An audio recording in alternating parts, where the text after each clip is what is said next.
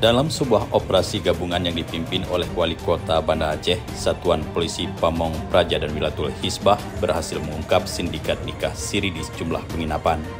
Sebanyak 27 pasangan terdiri dari 14 pria dan 13 wanita diamankan untuk diberikan pembinaan setelah diduga terlibat dalam praktik nikah tidak sah.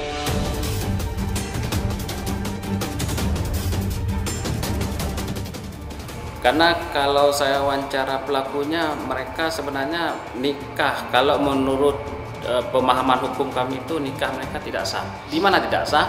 Setelah kita wawancara pelaku, mereka dinikahkan bukan oleh walinya, tapi oleh tengku.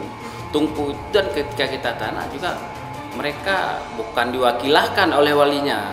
Wali hakim tapi tidak diwakilahkan. Kalau Pak Prof Aliasa sampaikan, kalau model seperti itu nikahnya tidak sah.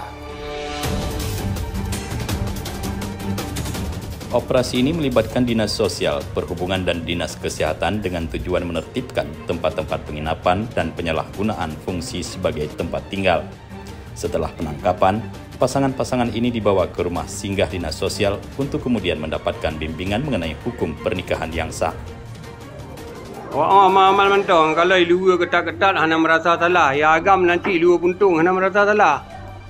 Kalau hana merasa salah macam belah no agam, belah no inong, dalam satu gedung, tempat-tempat mandu.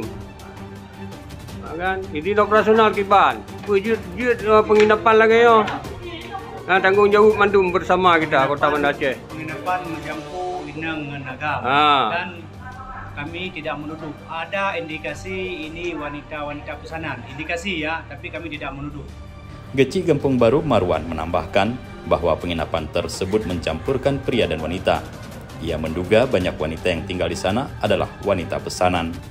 Pihak Satpol PP berkomitmen untuk terus mengawasi wilayah tersebut dan mencegah praktik nikah tidak sah di masa mendatang.